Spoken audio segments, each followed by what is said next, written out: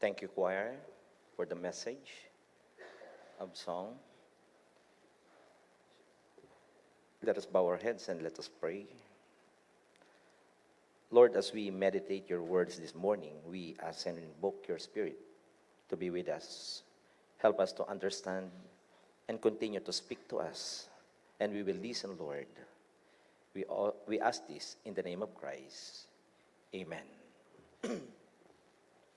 Friends, imagine a conversation with a man who shares his deepest fear, the fear of being exposed. And he's afraid that others will see through the facade he presents, the person he aspires to be.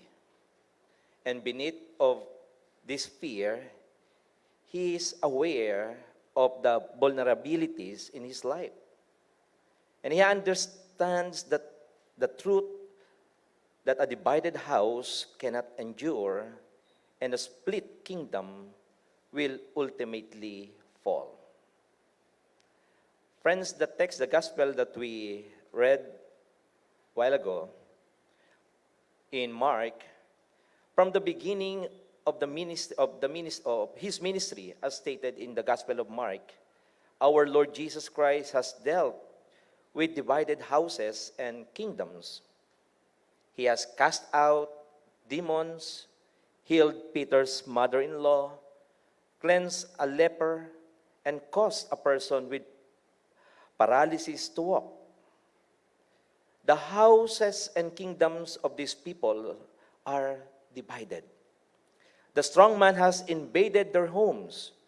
Their lives are not their own. They live with inner conflict and turmoil.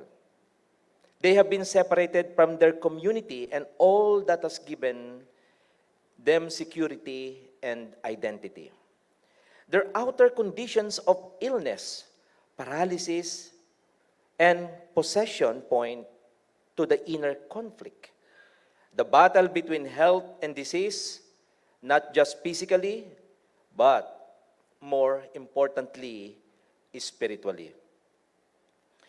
The battle and interior conflict have existed since Adam and Eve separated themselves from God and hid amongst the trees of the garden.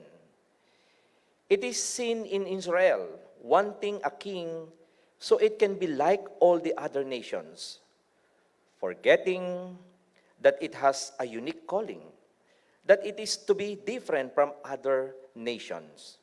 And that is through Israel, the people of God. That God will act for the benefit of all people. And yet this division and inner conflict are a reality of today's world and our lives. A marriage divided is a divorce. A nation divided result in vitriolic politics and in the extreme, nagkakaroon ng kaguluhan. An economy divided yields poverty and injustice. A community divided becomes individualism and tribalism, prejudice and violence. Humanity is divided into all these things on a global level. Faith divided is sin. We all know what it is like to live divided lives. Do you know those times when your outsides and insides don't match up? That's what it means to be a house divided. You are one person at work and another at home. You act one way with certain people and differently with others. Life gets divided into the text we provided, which reflects how people often compartmentalize different aspects of their lives, such as work, family, personal, and social life. The text mentions Jesus as a symbol of unity and wholeness, someone who can put our lives back in order and reveal the division within them. It suggests that our current way of living may not be sustainable, and that embracing a new way of life, as Jesus symbolizes, may lead to a more integrated and fulfilling existence, even when it is for our own good, with the offer of new life and intended for wholeness. That's a hard place to be. It means that one way or another, change of some sort is coming. Most of us don't like that. It can be frightening. Tulad ng sinabi kanina, he has gone out of his mind, the people say to Jesus. And the religious authorities accuse him of allegiance to Beelzebul, the ruler of demons. They project onto Jesus their interior conflict and division. They have declared that which is holy, sacred, and beautiful to be unclean, dirty, and bereaved of God. Their accusations say more about themselves.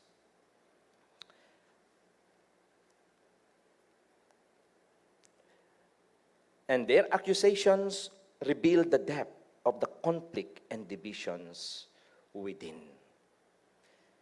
So yung accusation nila ng mga taong to, ng mga pariseyong to, is a way of avoiding themselves. And this is the challenge to each one of us. Let us take a moment to reflect on the division and inner conflict within our lives, maging sa ating pagkatao, sa ating buhay. Tingnan natin ano ang meron sa atin. And friends, the beginning of wholeness, however, is acknowledging our brokenness. Where is our house, our own house, divided? How and to what extent have we created conflict and division within our relationships? In what ways do we live fragmented lives? Parceling out pieces here and there? What is the shatter? What is that shatters your life? Is it anger and resentment, greed, insecurity, perfectionism, sorrow and loss, fear, envy, guilt, or loneliness? Friends, despite the forces that break our lives and separate us from God, others, and ourselves, remember this: there is hope. Christ is stronger than anything that fragments our lives. And He binds the forces that divide. And He heals the wounds that separate. And that refashions pieces into a whole new. And there is nothing about your life or my life that cannot be put back together by the love of God in Christ. Amen.